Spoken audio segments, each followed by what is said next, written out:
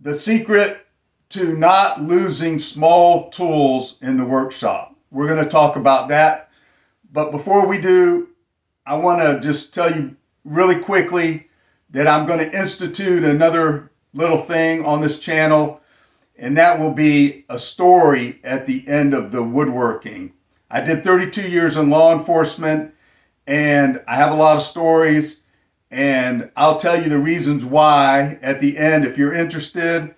If you're not interested, then you don't have to stick around. We'll do the woodworking and you can take off from there. All right?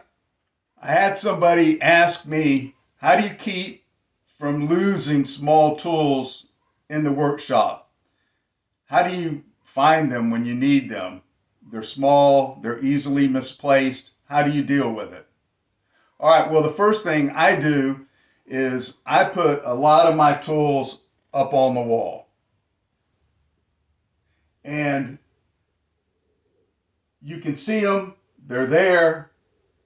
I grab them, I take them down, I use them, and I put them back.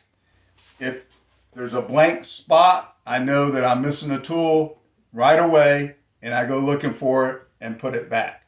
But generally speaking, that doesn't happen because I put the tool right back because it's really easy. Okay, so that's number one. Some of these tools you wouldn't say are small tools, but that's primarily what I do. Now, I have the advantage of having a climate-controlled workshop. I'm here in Florida. Humidity is bad. If you didn't have air conditioning, I wouldn't suggest putting tools up on the wall or in a cabinet, either way, because you'll end up dealing with a lot of rust. So, all right, let's move on to the second thing. Number two is big things in big drawers and little things in little drawers. Because if you put the little things in the big drawers, they get lost. Here's an example. Big drawer. I have bigger hand tools in this drawer. If there is a small thing, which you might consider these blades small, they go with the tools. So I like to keep things together, and it seems to work. So, but I wouldn't throw small things in this drawer. This is another big drawer. It's mostly just some big tools, except for some accessories. Now, even a regular cabinet drawer, like the top drawer, I think it's 4 inches. Things can get lost really quickly in there if you're not organized. And this one is not organized because I don't use it very much. These are kind of like overflow tools that I don't use every day. So it's pretty much not organized. But if you want to organize a drawer like this, you just have to put dividers in there or something to organize it, keep it straight, or use something like Kaizen foam. If you do use that stuff, it kind of limits the space, but it also makes it more accessible. But the real trick is much shallower drawers, and I will show you that. Here's an example of a fairly organized drawer because I have some of the driving bits and stuff in here. So it's pretty easy to keep track of. The one adjacent to it is somewhat the same. I like to keep bits and stuff in these plastic containers. It works really well. They fit inside a drawer. And these are just some random bits. And below is a bigger bin, and I have some of the bigger bits like hole saw bits and a corded screw gun or drill that I don't use very often. But you can see it's not chucked full of stuff. You can see what you need. Below it is just angle grinders and a buffer. But of course, again, big stuff in a big drawer. That's it. Just a quick look here. Some of my drills and drivers, and then the chargers that are needed. And then up here, I just keep the batteries. So it's easy to get to and maintain. This is mainly what I want to show you. This is really how I keep small stuff organized, as much as it's reasonable. I have 4 of these little cabinets. They're all on casters. You see 2, the other 2 hold all my carving tools. But you'll see that they are very shallow.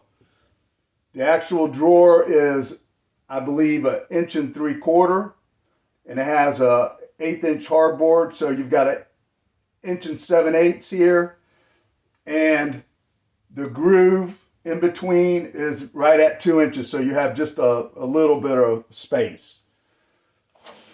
And then you can just put some partitions in there to keep stuff from rolling around. This is all markers, pencils, measuring, more measuring, calculators, those kind of things. Razor knives, more razor blades. All of these drawers, except for these 2 that are on drawer slides, can be mixed and matched in their place. Like I can take this one and put it over here. So these are scroll saw blades, you know, we've got little drill bits for marquetry or whatever. Some plain blades. Some artist brushes, more artist brushes. These things get lost really easy if you don't have a spot for them. Some glue accessories for small gluing things. Sandpaper. So that gives you an idea of this side, or what's in those 2. These 2 under this part of the bench hold all my carving tools.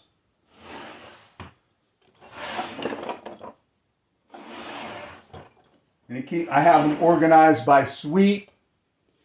And the nice thing about it is I can take any one of these out and I can put it right on the bench or any of the other drawers. And again, I can swap them if I want to. And it's just as simple as that. But it keeps small things in a small, tight area. And that's the way you keep them from getting lost.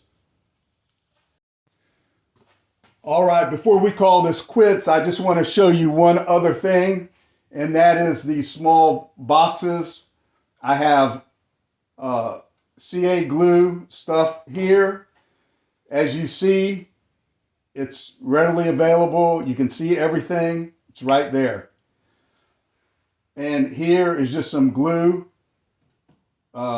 Just regular glue. I don't do too much gluing in here. I usually do it in the other room, but I have some here, and you can see everything. Now, it doesn't matter how these are up on the wall. If they're permanently attached or they're done with any other kinds of means, it really doesn't matter. A lot of people like the French cleat to be able to move stuff around. I find they're kind of like adjustable shelves in your kitchen. Once you get it where you want it, it pretty much stays there. And the reason it stays there is because it fits your stuff, and I know where to go every time I need, CA activator or whatever.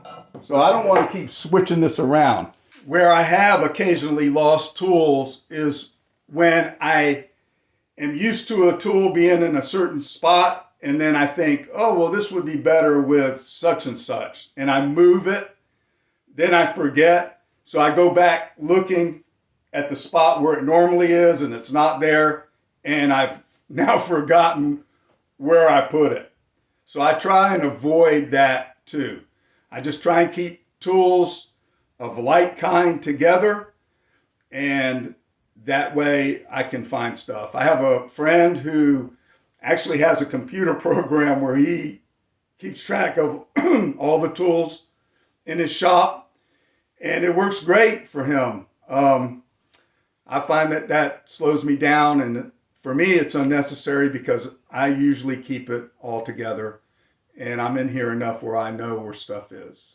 So this is giving you a good idea of how I go about storing some of my tools, particularly the small ones that seem to get lost easily and misplaced.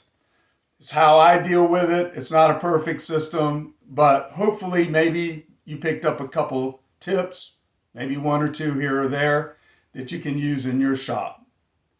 All right. I'll see you on the next one. If you want to stay for story time, that comes next. Okay, so why am I instituting storytelling on a woodworking channel? Well, I'm not going to start another channel, but I have a lot of friends that like to hear my police stories. They think they're fun and interesting, and they are in some ways. I'm not going to write a book, which I've been encouraged to do. So I just thought, you know what, I'll include some stories at the end of the woodworking videos, and anybody that's interested can stay and listen. If they're not, they can move on. So I'm doing this because I have grandkids coming up. Hopefully I won't be dead before they're, old enough to remember me. But if not, they'll have a reference for me, and just the fun of storytelling, the art of it, and the entertainment value of it. So, okay, here's the first story. In Tampa, years ago, particularly Ybor City, during Halloween, they used to have a festival called Guavaween. Now, Guavaween was kind of like Mardi Gras, if you're not familiar with it, where people come and they party and have a good time and indulge in all kinds of debauchery. But most of them just go and have a good time. But they have to have a police presence there as well because obviously, stuff happens. So one evening I'm there and I'm standing with two other deputies. And this guy comes up and he says, "Hey, there's a guy passed out in the porta-john." So I look over and there's a whole row of porta-johns. So I said, "Which porta-john?" So he says, "The first one." So we walk over there. I open up the door of the first porta-john, and lo and behold, in a fetal position is this guy. So one of the other deputies that I was with is a big guy. He reaches in and he grabs a hold of his waist belt and he pulls him out and dumps him on the ground. So I get down and I check. He's breathing and he's got vital signs, but he is out for the count. And unfortunately, this was early in the evening, so this guy started and he went hard. So anyway, I stood back up and I'm calling for EMS. Well, I called for EMS. As soon as I stopped, I see this guy coming from the side of my vision, and he comes and he kneels down by the guy. And he grabs his butt like he's squeezing Charmin, and he goes, "John, I got that booty." So of course, John, he's out.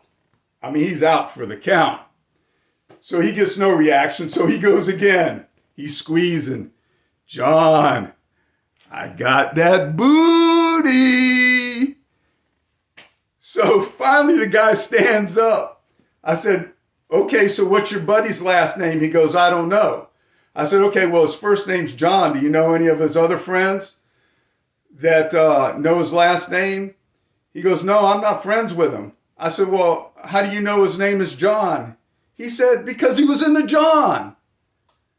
I said, man, this guy did not know the guy from Adam's House Cat. He's just drunk, and he goes down there and he starts molesting this guy right in front of us, you know?